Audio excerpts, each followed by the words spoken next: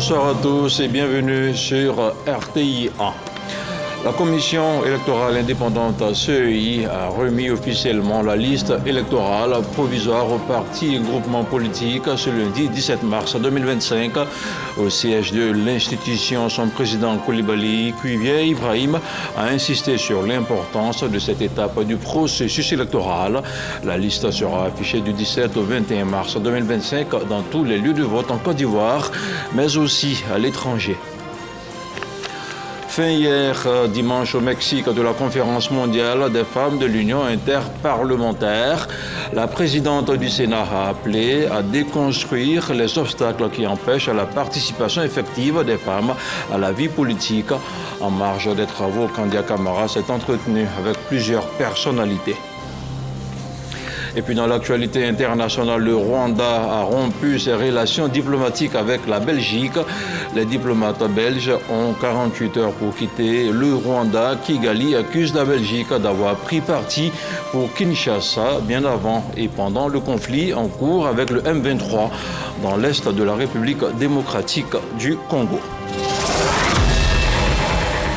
Merci de regarder RTI 1. La CEI a ouvert ce lundi le contentieux électoral avec l'affichage de la liste électorale provisoire. La cérémonie de remise du support numérique aux partis et groupements politiques a eu lieu au siège de l'institution. La liste électorale provisoire, il faut le rappeler, compte plus de 8 millions d'électeurs. Le reportage de Sidonie Davila. La liste électorale provisoire pour les prochaines échéances est maintenant disponible. Ce lundi, la Commission électorale indépendante a officiellement remis une copie numérique de ce document fondamental aux principaux acteurs. Nous allons l'examiner, l'analyser et puis nous allons également appeler les Ivoiriens en général, mais aussi les électeurs des candidats du RHDP à aller consulter la liste électorale provisoire. L'année 2024 ne commence pas en juillet 2024. On aurait pu programmer la RLE plus tôt, d'autant plus que la CEI est une organisation qui a de l'expérience. Le chronogramme nous c'est par rapport à la révision de 2024. Mais là où nous ne sommes pas satisfaits, c'est par rapport à la révision de 2025. Mais le Front populaire ivoirien tient à cette révision de 2025. Ça leur coûte quoi de faire une révision en 3 semaines, 1 mois, et puis raccourcir les délais? Le président de la CEI a tenu à dissiper les points de divergence autour de la révision de la liste électorale. Il était prévu de vous mettre la liste électorale définitive en mars, pour que vous ayez mars, avril, mai, juin, juillet et août même, 6 mois comme vous l'avez souhaité. Mais comme vous avez reculé, on ne peut plus le faire. On est obligé de vous donner la liste définitive en juin. Mais entre-temps, il faut qu'on fasse le traitement. Mais à notre grande surprise, une partie des acteurs politiques nous demande de faire la révision. Mais on dit on ne peut pas faire une révision dans une révision. On n'a pas terminé la révision qui est en cours. Parce que quand vous devez faire une révision, mais vous vous inspirez de la révision précédente. Or, celle qui précède n'est pas terminée. Chaque électeur est invité à se rendre dans son centre de vote où la liste provisoire est affichée. Cette consultation est également possible en ligne sur le site de la CEI ou par simple SMS. En conséquence de ces rejets et de ces opérations de réqualification, la Commission électorale indépendante a retenu finalement 1 432 827 nouveaux recensements. Parmi les nouveaux qui ont sollicité leur inscription, il y avait des personnes qui étaient déchues de leurs droits civils et politiques et ils étaient au nombre de 12. Donc eux aussi, ou elles aussi, ces personnes-là, on les a sortis. Parce que la révision de la liste électorale a vocation à tenir compte des mutations intervenues dans le corps électoral, 293 électeurs ont été radiés de la liste définitive de 2023 pour déchéance des droits civils et politiques et 20 529 autres pour cause de décès, la liste électorale de 2023. C'est elle qui fait l'objet de la révision pour être la liste électorale de 2024-2025. Cette étape d'affichage marque le véritable point de départ d'une période déterminante, celle du contentieux, qui se déroulera du 22 mars au 5 avril prochain. Et puisqu'on parle de politique, la coordination régionale du RHDP de la région du Bélier est en tournée d'évaluation et de remobilisation pour la victoire du candidat du RHDP le 25 octobre prochain. Les militants des sous-préfectures de Raviard, de Tiendikro et de Moulounoublé ont échangé avec le coordonnateur principal de la région, Jano Kwadio Aoussou, a parlé des idéaux de paix, de vivre ensemble et de développement. Il a aussi présenté le bilan du président Alassane Ouattara. Soro Corona. À 7 mois de la présidentielle d'octobre 2025, les coordinations régionales du Rassemblement des Oufoutis pour la démocratie et la paix, RHDP, sont sur le terrain. Jano Kwadio Aoussou, coordonnateur principal RHDP Bélier, a séjourné 2 jours dans les sous-préfectures de Raviard, Tiendikro et Moulounoublé dans le département de Didiévi. Cette tournée d'évaluation, de vérification, de mobilisation et de remobilisation des militants est l'occasion pour les responsables locaux du parti de dresser le bilan des activités des coordinateurs associés et des structures spécialisées. 7 secrétariats de section. Nous avons 39 présidents de comités de base. Au niveau du e-militant, notre secrétariat départemental aujourd'hui est premier dans la région du Bélier. Nous avons constitué le bureau de l'UF de zone comportant 16 membres. Ce noyau doit être sur le terrain de jour comme de nuit. La victoire du RHDP, ce parti avant-gardiste, parti de développement, de progrès, se prépare maintenant. Électrification de la totalité des villages du département. Les localités disposent de châteaux d'eau ou en voie de réalisation. Des projets de construction, d'infrastructures de base et activités génératrices de revenus. Un bilan qui milite en faveur du RHDP et de son candidat. Avant l'avènement du président Ouattara, il y avait 3 villages Mbans qui étaient électrifiés.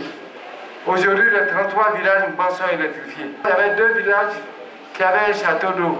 Aujourd'hui, Kwasi Kogo Koro, Angankofi Koro, Fitaï sous le château d'eau. Mbakase, Nire Koro, Bangbo sous le château d'eau. Bientôt, les villages comme Dagesan Koro, Minayaou Koro, auront leur château d'eau. Le ministre d'État, conseiller spécial à la présidence de la République, a mis à profit cette tournée pour échanger avec les chefs traditionnels. Élections apaisées, cohésion sociale, vivre ensemble, des vertus prônées au cours de cette rencontre. Fin samedi dernier à Bobo, le Front populaire ivoirien FPI a célébré la Journée internationale des droits de la femme. L'événement a mis à l'honneur des femmes pionnières. Il a aussi appelé au renforcement des droits de celles-ci. C'était en présence du patron du parti, Pascal Afinguessan. Nadège Kassi, Marie-Chantal Akandan pour le compte rendu. La lutte pour l'égalité des sexes reste un défi. Les femmes du Front populaire ivoirien FPI et les cadres du parti se mobilisent pour faire entendre leur voix. À travers cette initiative, elles posent les bases d'une réflexion sur l'avenir des droits des femmes en Côte d'Ivoire. Le FPI a toujours fait la promotion des femmes son cheval de bataille. Pour preuve, il a été le premier parti politique à entériner dans ses textes fondamentaux le quota de 30%. Nous allons passer maintenant à 50%. Nous sommes là en tant que Front populaire ivoirien avec à notre tête le président du Front populaire ivoirien, Pascal Afinguessan, pour instruire les femmes ce que doit devenir leur avenir demain. Malgré tout ce qui a été fait, il reste beaucoup à faire. Reconnaissance, engagement et perspective, 3 piliers qui marquent la célébration de la Journée internationale des droits de la femme au sein du FPI. Quand on parle des droits des femmes, il ne faut pas seulement regarder les femmes. Il faut parler des droits de tout le monde, des droits des hommes, des droits de la famille. Le message est clair. Au-delà des discours, une mobilisation qui rappelle que l'émancipation des femmes passe par des actes concrets et une volonté politique affirmée. En Amérique du Sud, la première conférence mondiale des femmes parlementaires a pris fin hier dimanche. Depuis Mexico, la capitale, les femmes parlementaires venues des 4 coins du globe s'engagent à part de combat de la parité, éducation, autonomisation, solidarité et engagement politique des femmes qui s'engagent sur tous les fronts. Kader Sogodogo est notre envoyé spécial au Mexique. Au 1er janvier 2025, la situation des femmes en politique donnait les statistiques suivantes. 18 chefs d'État sur 151, soit 11,9%. 16 chefs de gouvernement sur un total de 193 avec 8,3%. 64 présidentes de parlement sur 270 pour 23,7%. 22,9%, c'est la part de femmes ministres dans le monde. Ces quelques statistiques démontrent que la bataille pour la parité est loin d'être gagnée. À l'initiative de l'Union interparlementaire et le Sénat mexicain, les femmes parlementaires du monde se sont retrouvées 4 jours durant à Mexico, la capitale du Mexique. Une rencontre qui marque la mobilisation pour gagner la parité.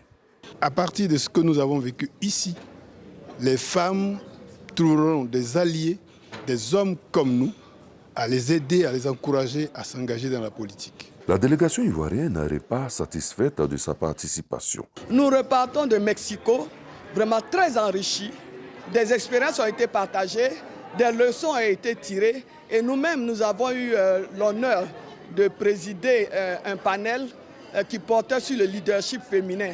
Il y a eu des partages d'expériences, mais surtout, l'engagement a été pris par toutes les femmes parlementaires que dans une action de solidarité, nous allons nous donner la main et faire en sorte que la parité soit vécue partout. La conférence a révélé des nouvelles formes de violence basées sur le genre à travers Internet et autres nouvelles technologies. 1995-2025, 30 années de lutte pour la parité. La bataille continue de Beijing à Mexico. On continue de parler des femmes avec la GIF 2025, la Journée internationale des droits de la femme, qui a été célébrée au ministère des Affaires étrangères. Pour l'occasion, elles ont décidé de rendre un hommage au ministre Léon Kakou-Adom. Le patron de la diplomatie ivoirienne, à son tour, a salué l'évolution positive des femmes dans plusieurs domaines d'activité. On en parle avec Ahmed Traoré.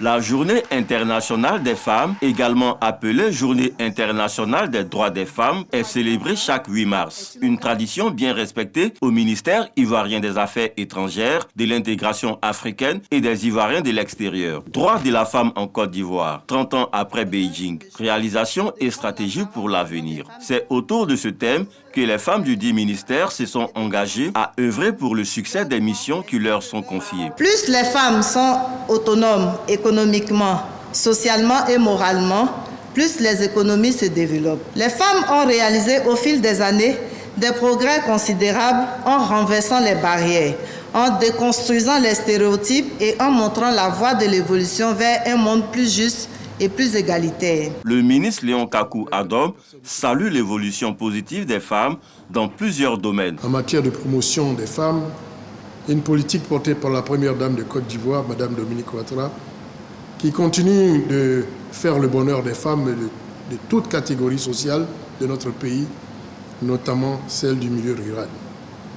Nous aussi, nous voulons marcher dans leurs pas. Et ceci a valu de faire les modestes pas que nous avons accomplis ces temps-ci en promouvant certains d'entre vous à des postes supérieurs, non par complaisance, mais bien parce que vous le méritez. La date du 8 mars a été choisie après que les femmes russes eurent réclamé du pain et la paix lors d'une grève en temps de guerre en 1917. La Haute Autorité de la Communication Audiovisuelle ACA vient de signer une convention de partenariat avec l'entreprise Kantar SA. Elle entend mettre en place un système de mesure des audiences des médias audiovisuels. Il s'agit en toile de fond de fournir aux médias et aux annonceurs des données précises sur les habitudes des téléspectateurs et des auditeurs. Aminata Sanogo, Amidi Rasouba.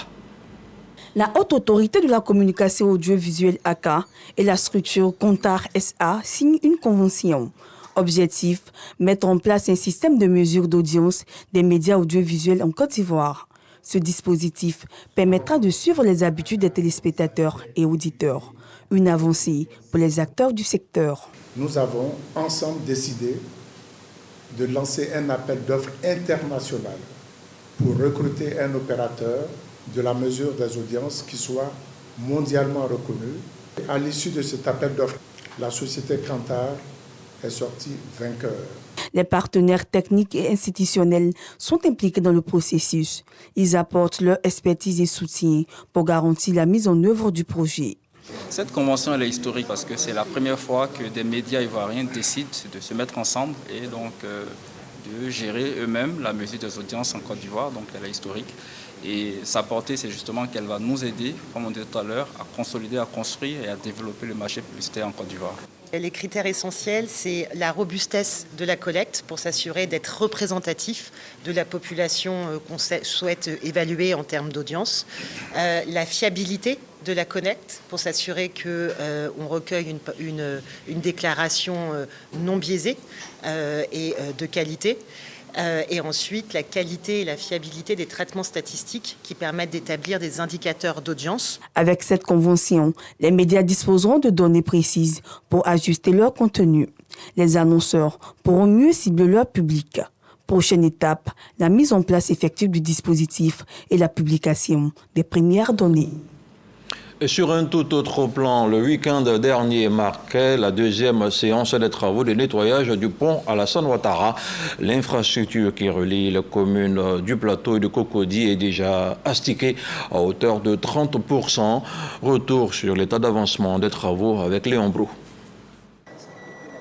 22h ce vendredi 14 mars, le pont Alassane Ouattara entre les communes du Plateau et Cocody fermé pour ouvrir lundi à 6h du matin, le temps du nettoyage du pylône. Cette nuit, on s'active pour la mise en place. En bas, eau, suppresseurs, catcheurs, postes électriques. En hauteur, des techniciens cordistes. Ils sont appuyés d'équipes de grues pour le plein des travaux en journée. On va d'abord nettoyer, mouiller avec de l'eau claire. Et après, pour les tâches, on va appliquer le détergent pour essayer d'effacer les taches ou les salissures. Et après l'application de détergent, on passe encore le rinçage à l'eau pour que la surface reste propre. Et pour certaines tâches plus marquantes, on va passer plutôt au polissage. Redonner au pylône sa couleur blanc d'origine pour la remise définitive du pont à dos à l'État. Ce deuxième week-end, les travaux se concentrent sur deux faces. Les tâches les plus marquantes se trouvent sur la façade est et ouest. C'est pour ça que ce week-end, notre travail sera concentré sur ces deux façades pour essayer d'éliminer au maximum les tâches et les salissures. 5 techniciens cordistes aidés par 2 équipes de grues de 5 autres techniciens chacune. Mais pas à chaque séance de nettoyage, il faut éviter que les cordes s'entremêlent. L'entreprise veille tout de même à la célérité des travaux. On pense qu'il n'y aura pas de souci pour la réouverture de circulation du pont au public, même s'il reste encore des finitions, mais ça sera en dehors de le gabarit de circulation et ça ne gênera pas la circulation. Tenir le délai de 4 week-ends prescrit par le gouvernement pour le nettoyage du pylône. 109 mètres au-dessus de la lagune, 30% le taux de réalisation que l'entreprise entend doubler au terme de cette deuxième période de travaux. Il est bon de rappeler que nous sommes toujours dans la période du Ramadan. Hier dimanche, le grand chancelier de l'Ordre national a reçu à son domicile des hommes et femmes de différentes religions pour la rupture collective du jeûne. Au cours de la rencontre, Ali Koulibaly a prôné les valeurs de la laïcité. Il a aussi appelé à l'union de tous les Ivoiriens. Le point de la rencontre avec Ahmed Traoré. Le Ramadan coïncide cette année avec le carême chrétien. 2 temps précieux qui symbolisent le jeûne, la prière et la charité pour les croyants chrétiens et musulmans. Ainsi, pour la rupture collective de jeûne qui s'est tenue à son domicile, le grand chancelier de l'Ordre national a axé son intervention sur la laïcité. D'où la présence en sa résidence des hommes et femmes de toute obédience religieuse. Ce qui nous réjouit particulièrement aujourd'hui, c'est de voir réunis en notre résidence des hommes et des femmes qui ne pratiquent pas le même culte, mais qui ont un dénominateur commun, celui de croire et de prier. Des hommes et des femmes agnostiques ou qui ne croient qu'aux forces de l'esprit. Il n'est un secret pour personne qu'il existe des convergences réelles entre l'islam et le christianisme et au-delà, d'autres religions certainement. Ils étaient nombreux, les personnalités venues prendre part à l'iftar, une terminologie arabe qui signifie rupture de jeûne. Il résonne dans l'esprit de tout musulman parce qu'il représente un moment de prière, de communion et de partage. Au cours de cette rencontre de haute spiritualité, l'imam Cissé Djigiba Abdallah de la mosquée Salam du Plateau a formulé des prières pour la paix en Côte d'Ivoire. Mois de piété et de générosité, le Ramadan est également le mois où le Coran a été révélé au prophète de l'islam. Outre la lecture et la méditation de ce livre saint, il est aussi recommandé en ce mois aux fidèles de chercher à comprendre le sens des versets qui le contiennent. Je vous propose de découvrir une séance de tafsir ou d'interprétation des versets coraniques avec Mahama Traoré. À la mosquée Siaka Kone d'Abobo, ce genre de regroupement est quotidien depuis le début du Ramadan. Le Saint-Coran ouvert entre les mains, ses fidèles parcourent quelques passages de l'un des 114 chapitres du livre saint sous les auspices de leur guide religieux, Cheikh Ahmed Tidiane Diabaté. Dans le jargon islamique, ces séances d'enseignement sont appelées tafsir. Le tafsir, c'est l'essai de tradition du Coran. Le Coran a été révélé par la connaissance divine. Et la connaissance divine, personne ne peut la cerner. La moralité du prophète fut le Coran. Donc nous essayons de faire sortir cette moralité afin d'en voir un exemple à suivre. La moralité du prophète de l'islam, tout comme les lois divines à ne pas transgresser, pour tous ces sujets, comme bien d'autres, les séances de tafsir permettent aux fidèles de percer le mystère des versets, le Coran ayant été à l'origine révélé en arabe. Il y a certaines choses que nous faisions et lorsque on vient assister au tafsir et que l'imam nous dit que ce sont des interdictions d'Allah, nous prenons parfois de s'éloigner de ces choses-là. Quand on écoute, ça donne la foi et ça nous permet de savoir marcher ici-bas, puis nous comporter, savoir parler aussi. Nous restons connectés au Coran et nous essayons aussi de revivifier la lumière du Coran dans les cœurs du fidèle. Et au sortir du mois de Ramadan, ils doivent sortir avec un résultat qui est le résultat de la piété, qui fait de l'homme un exemple dans la société, une personne modèle aussi dans sa vie de tous les jours. Et c'est ce qui explique tous ces enseignements, tous ces tafsirs dans le mois de Ramadan. Pour rappel, c'est pendant le mois de Ramadan que le Saint-Coran a été révélé au prophète de l'islam, Mohammed. On reste dans le carcan de la religion avec l'église méthodiste unie Côte d'Ivoire qui a un nouveau bishop. C'est le surintendant du district autonome de Yopougon qui a été désigné samedi dernier comme le nouveau président de l'institution. Élu pour une durée de 8 ans, le très révérend Moudé remplace à ce poste le bishop Benjamin Boni qui aura passé 27 ans au service de cette église. Godefroy Kambawa. Il est le nouveau président de l'église méthodiste de Côte d'Ivoire. Il s'agit du très révérend Séraphin Moundé, anciennement surintendant du district de Yopougon. Il a été élu au thème de la conférence élective tenue au temple Jubilé de Cocody. Il succède ainsi au bishop Benjamin Boni qui a passé 27 ans à la tête de cette communauté religieuse. J'ai besoin de vous, j'ai besoin des laïcs, j'ai besoin des pasteurs, de mes collègues pasteurs. Seul, je ne peux pas accomplir ces tâches. L'église est grande. Sur mes frères épaules, ce serait difficile pour moi de les accomplir seul. On dit,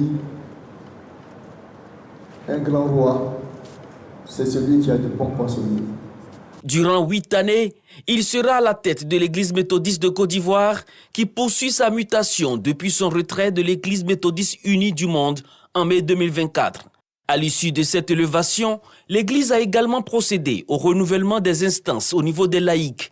La cérémonie d'investiture du nouveau président aura lieu le 30 mars prochain. Âgé de 62 ans, le très révérend pasteur Séraphin Moundé est marié et père d'un enfant. On parle maintenant de solidarité avec la ministre de la Cohésion nationale et de la lutte contre la pauvreté qui s'est rendue à Moussikro pour s'enquérir de l'état de la petite Adjara Fofana, âgée de 9 ans, qui vit à Yopougon avec ses grands-parents déficientes mentales. La petite est tenue captive toute la journée et n'est libérée qu'à la tombée de la nuit.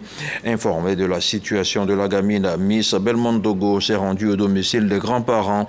Elle a fait libérer la petite et l'a fait conduire à la pouponnière de Dabou, un centre approprié pour connaître de son état afin de lui prodiguer des soins adéquats. Le centre de santé rural d'Awanou et le dispensaire d'Orbaf dans 2 villages de la région des Grands Ponts sont désormais équipés d'une ambulance. Les engins offerts par le chef de l'État permettront d'améliorer la qualité des soins des populations de ces 2 localités. Didier Nguessan.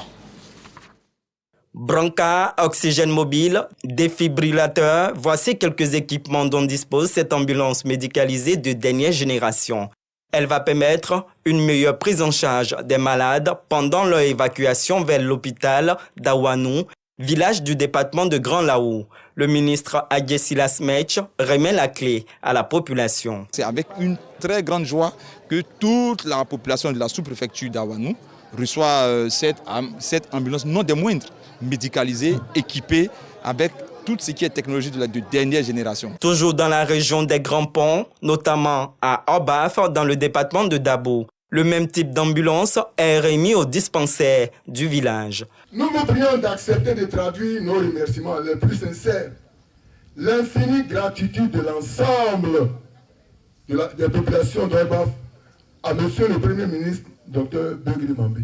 Nous vous prions également d'exprimer notre reconnaissance infinie, gratitude à son Excellence, M. Alassane Ouattara, président de la République de Côte d'Ivoire. À Obaf, tout comme à Awanou, Adjessilas Metch n'a pas manqué de rappeler l'engagement du gouvernement pour l'épanouissement des populations. Le président de la République sait que les populations de cette sous-préfecture, qui compte plus de 35 000 habitants, sont confrontées à des problèmes au plan sanitaire, au niveau des évacuations. Donc les populations n'ont pas formulé cette demande.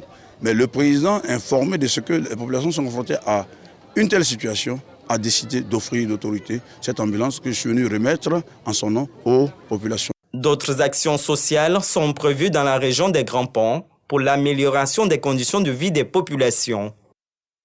On parle maintenant de sécurité avec plusieurs acteurs du renseignement qui participent à une session de renforcement de capacité à Jacquesville. 3 jours de formation à l'Académie internationale de lutte contre le terrorisme et une initiative de l'ONG Cogenta soutenue par l'Union européenne dans le cadre du projet Sécunor 2. Walter Amadou Ouattara, Jacob Kiniboa.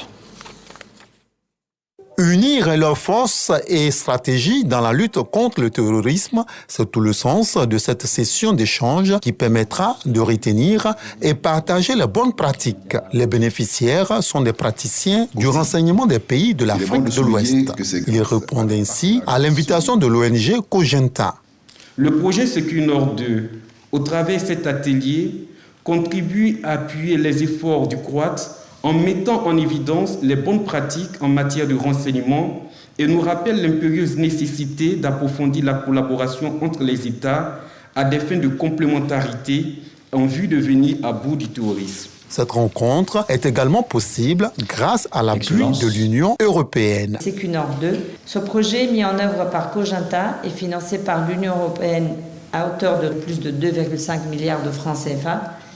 Sécunor 2 accompagne la montée en puissance des forces de défense et sécurité intérieure dans la zone opérationnelle Nord, tout en contribuant à l'amélioration du lien de confiance entre l'État et la population. Au nom du ministre d'État, ministre de la Défense, le général de brigade Ousmane Dio, directeur du Centre de renseignement opérationnel antiterroriste croate, assure que le gouvernement de Côte d'Ivoire est partie prenante de toute action visant à annihiler les velléités djihadistes. Pour nous, cet écosystème du renseignement basé sur le réseautage sous-régional et incluant un compédium de bonnes pratiques tant au niveau du renseignement technique que humain peut constituer une réponse pertinente à l'équation de la menace terroriste. 3 jours durant, l'Académie internationale de lutte contre le terrorisme, AILCT de Jacquesville, sera le centre d'accueil pour le renforcement de capacité de ses experts en renseignement. 48 heures, c'est le temps donné aux diplomates belges pour quitter le Rwanda ce lundi 17 mars. Après plusieurs semaines de vives tensions avec l'ancienne puissance coloniale, Kigali a annoncé la rupture de ses relations diplomatiques avec la Belgique.